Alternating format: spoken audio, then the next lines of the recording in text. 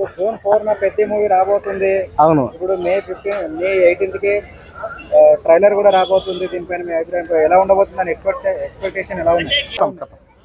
పెద్ద cinema June 4న రాబోతుంది. ఈ సినిమా కోసం ప్రపంచం మొత్తం వెయిటింగ్ అనమాట. ఎందుకు ఈ సినిమా చూడాలి, ఆనంద పడాలని అందరికీ. సినిమా చూసే దేనికి అందరం, దేనికి ఆనందం కోసం, అంతే కదా. సినిమా అనేది ఎంటర్టైన్మెంట్ అనమాట. సినిమా బాగుంటే ఆ సినిమా ఏ హీరో అయినా పర్లే, ఎవరిదైనా పర్లే బాగా ఆడుతుంది. సినిమా బాగలేకపోతే అంతే సంగతులు, అంతే. ఇంకా సినిమా బాగలేకపోతే ఎంత పెద్ద సినిమా హీరో వచ్చి చేసినా వేస్టే. అది ఆ సినిమాకి 1000 కోట్లు పెట్టినా వేస్టే. కానీ ఆ సినిమా బాగుంటే ఏగున్నా దోమన్నా కుక్కని పెట్టినా నక్కని పెట్టినా ఆ సినిమా బాగా ఆడుతుంది అనమాట. చూసాం మనం, పోయింది. కాబట్టి ఇప్పుడు పెద్ద సినిమాలో రామ్ చరణ్ గారి లుక్స్ చాలా బాగున్నాయి.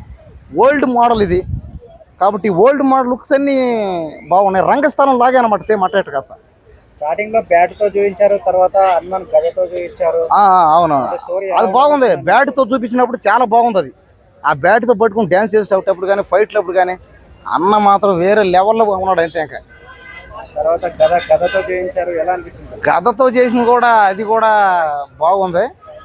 అన్నీ డిఫరెంట్ లుక్కులతో ట్రై చేశారు. అన్నీ బాగున్నాయి డిఫరెంట్గా. చూద్దాం, సినిమా రాని, థియేటర్కి రాని, బాగుంటే ఆడుతుంది, లేకపోతే జనాలు డిసైడ్ చేస్తారు. ఈ సినిమాని. చెప్పు, అభిమానుల అంచనాలు ఎలా ఉన్నాయంటే? అభిమానులకు అంచనాలు ఏముంది, భారీగానే ఉంటాయి. ఏ సినిమా బడ్జెట్ ఎక్కువ పెట్టి తీస్తే మామూలు బాగానే ఉంటాయి.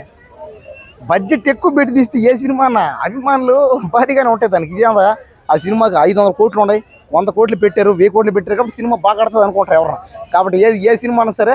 అలాగే పెద్ద మూవీలో చక్రి సాంగ్, రై రై రారా సాంగ్ కూడా వచ్చింది కదా. అవును, 2 సాంగ్స్ లో ఏది బాగుంది? నాకైతే పెద్ద సినిమాలో చక్రి పాట, చక్రి సాంగ్ నాకు బాగా నచ్చేసింది. నాకు అబ్బా, చక్రి సాంగ్లో ఏముంది భయ్యా సాంగ్. అబ్బా, శ్రీదేవి కూతురు హీరోయిన్గా పెట్టారు భయ్యా. అబ్బా, పెద్ద సినిమా శ్రీదేవి కూతురు కరెక్ట్, అంతే సెట్ అయిపోయింది, అంతే. కాబట్టి చక్రి సాంగ్ మాత్రం థియేటర్లో అరుపులే, షేకులే, తడదడ. ఇంకా దమదమ జంచిక్ జమ్ము బొమ్మ, అంతే. ఇంకా థియేటర్ మొత్తం ఊగిపోద్ది, షేక్ అయిపోద్ది, అంతే. చక్రి పాట రాగానే జనాలు ఎక్కడోళ్ళు అక్కడ వచ్చేస్తారు థియేటర్లోకి, అంతే. అంటే చుట్టుపక్కల జనం అంతా థియేటర్ దూరిపోతారు అనమాట టికెట్లు కొని. కలెక్షన్ ఎట్లా వస్తుంది అంటున్నా? 8,000 కోట్లు కలెక్షన్లు అయితే ఇంకా గతంలో చూసుకుంటే మనం గేమ్ చేంజర్. ఆ సినిమా చూసుకుంటే మనం అన్నాం, ఎవరు చాలా మంది అందరూ అనుకున్నాం 50,000 కోట్లు వస్తాయేమని. కానీ ఆ సినిమా రాకపోయినా ఈ సినిమా రావచ్చాం. ఈ పెద్ద సినిమాకి ఖచ్చితంగా 50,000 కోట్లు రావచ్చు, 1,00,000 కోట్లు రావచ్చు, లేదంటే 10,000 కోట్లను టార్గెట్ అవ్వచ్చు, లేదా 3,000 కోట్లు పక్క. పోయా పెద్ద సినిమాకి 3,000 కోట్లు పక్క, 3,000 కోట్లు పక్క వస్తాయేమో. అభిమానించడం తప్పులే, అభిమానం ఇది. ఏది రామ్ చరణ్ గారి అభిమానులు ఉంటారన్నమాట. ఆయన మీద అభిమానంతో మా సినిమా హీరోకి ఏం తక్కువ అని. నాలాగే మా సినిమా హీరో పెద్ద స్టార్, గ్లోబల్ స్టార్. అన్ని సినిమా రికార్డులన్నీ బద్దలు కొడుతున్నాయంట. అదే అన్ని సినిమా రికార్డులు బద్దలు కొట్టేస్తే బ్రేక్ చేస్తుంది, అంతే. బాహుబలి, పుష్ప, 666, పక్క దేశం సినిమాలో అవతార్, అంతే కదా. అన్ని సినిమాలు పోతాయి, రికార్డు కొట్టేస్తుంది, అంతే.